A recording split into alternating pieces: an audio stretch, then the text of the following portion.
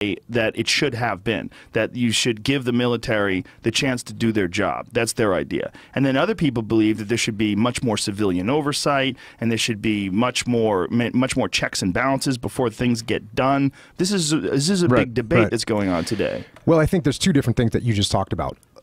That is what the military gets told to do and how they do it. And those are two different things. And I think that, yes, absolutely, the civilians should control and do control the military, by the way. They do control. The civilians are under, or the military is under control of civilians. And yet, once you say, okay, this is what we want to have happen, you need to let the military professionals figure out how they're going to go and make it happen. Yeah, that's where it gets tricky, right? Because if you're in the, like, one of the things that was explained to me by a friend who's a Navy SEAL, he was saying that when something needs to get done, and you have all these people that are telling you how you can do it, how you can't do it, like people that are not experiencing combat and don't understand what could or could not go sideways.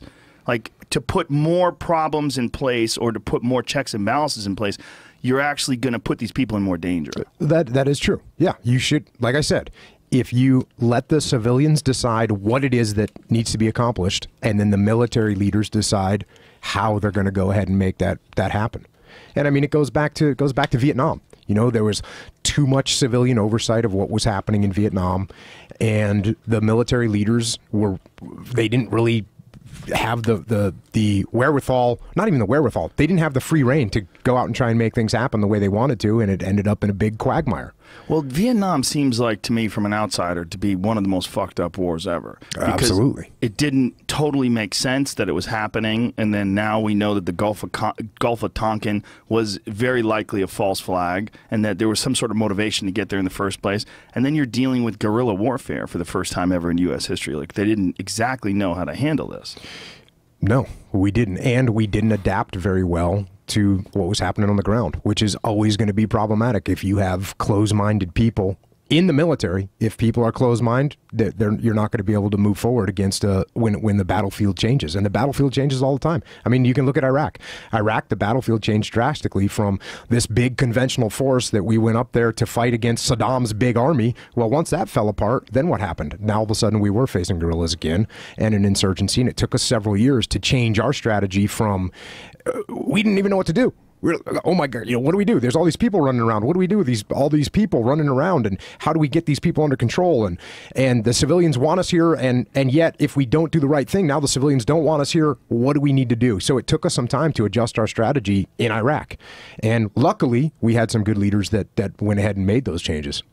Isn't it also that when you're in war and the strategy, not the strategy, but the motivation is very clear. Like if you're fighting against Hitler's army in World War II, this is very clear that you're dealing with an evil force. Whereas in Vietnam, it's like, wait a minute, why are we here? Like, what's going on? Yeah, communism? What's happening?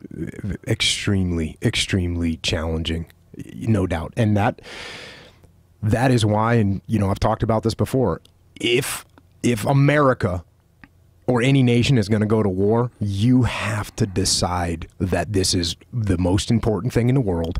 You have to, and the wills that I talk about that you have to execute this war, you got to have the will to kill people.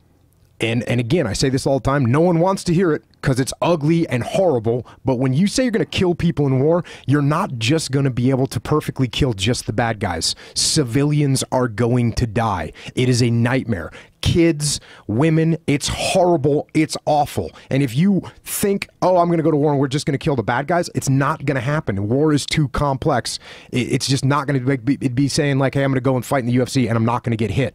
It's not going to happen. You're going to get hit, you're going to get bruised up, you're going to get dinged, and it's the same thing in war. So you have to have the will to kill people. Of course, it's easy to have the will to kill the bad guys, but then you have to accept the fact that some innocent people are going to die, and that is going to be awful. And then on the other side of the coin is, of course, if you're going to send people to war, Americans are going to die. And there's nothing you can do about it. You have to accept that fact. And, that's why Vietnam was just the ultimate tragedy in many respects, because we were killing a lot of civilians, we were losing a lot of Americans, but we weren't progressing the way we needed to. This is a nightmare. I agree with you 100%. What do you think about transparency? Like when the Bush administration wouldn't let them take photographs of coffins and send them home, like a lot of people are really upset because there's a lot of people that felt like, look, Americans should know that there's a cost to this. And they should know that there's consequences to these actions. And they were saying that these consequences and knowing about these consequences could lessen morale, could lessen support back at home when they really need it. And that people didn't really need to know this. That what they need to know is we're on the right track and we're doing well. Yeah, that's a tough one. And whether it's the right decision to keep the Americans in their beautiful bubble that they live in and let them know that this war is happening, but you don't have to see the brave Americans coming home that are sacrificed their lives. And interestingly, if you remember, I think it was Tarawa, the Battle of Tarawa in World War II. And for the first time, so we needed money to run World War II, a lot of money, war bonds and all that. And we were kind of falling behind and we needed some money. And one of the first times that they released a lot of pictures of dead Americans was, I think it was the Battle of Tarawa. And there was all these Americans washing up on the beach. I mean, Marines that had drowned and got shot, and it was awful. But they did it for a reason. They did it to show, like, hey, this is real. This is happening. We need to put pitch in. We need money. We need to, save meat, save oil. Don't use your cars. We all need to get in for the big win, right? And that's the opposite of what we're talking about when they're saying, hey, you're not allowed to take pictures of dead Americans that are being killed. And, I think there should be some level of transparency there when America should see what is happening, what is the cost, because it's real easy for Americans to sit there and allow these young kids to go overseas and fight and die or be wounded, gravely wounded, and just to shut those, just ignore them because I don't care because I'm over here in the mall. No, maybe we should not only show pictures of the coffins that are coming back, but maybe we should explore and show the lives that those men sacrificed and who they were and what they did and what their families were like and their wife and kids and mom and dad that they left behind, that they gave up. And why did they give it up? Because they believed in freedom. And so now we're just going to say, oh, that's not happening? No, it's happening, and you need to know it. It is kind of strange, right? When you think about how little access to information people really had back in World War II. They were counting on the news, they were counting on newspapers, and now today we have massive, massive access to information instantaneously, but yet you get less of it when it comes to that. Yeah, and in some ways you get more of it. I mean, obviously when there's an incident that happens overseas, you can find out about it on Twitter as fast as you can find out about it through, waiting for a real news source to come up with it.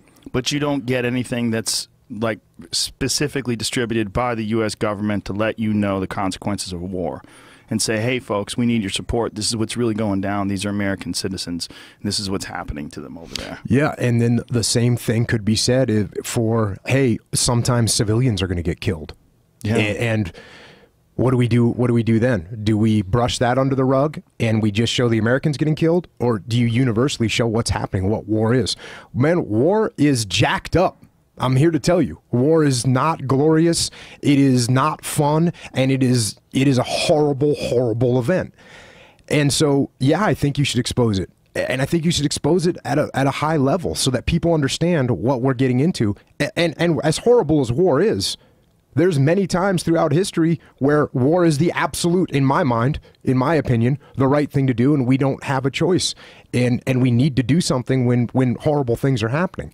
And I think that's, on my podcast, I talk about like I said, I talk about war and death and horrible genocide. And that's one of the reasons why I think it's gotten a lot of traction, is because I'm talking about things that are otherwise being ignored. And I think people do want to know. I think people do want to understand war at a deeper level. So that way, when they hear a politician up there saying, hey, we should go to war, they can at least say to themselves, I know what he's talking about. And he's not just talking about, hey, we're going to wave the flag and we're going to send some soldiers over there, they're going to kick ass, they're going to come home, and we're going to high five. That's not what war is. And let's not ever forget that that's not what war is. War is a man and another man on a battlefield surrounded by people, civilians, and they're trying to kill each other, and it's a bloodbath, and we shouldn't forget that. And is it necessary sometimes? It absolutely is. It absolutely is necessary sometimes, but we better weigh our minds heavily before we make that decision to go and execute.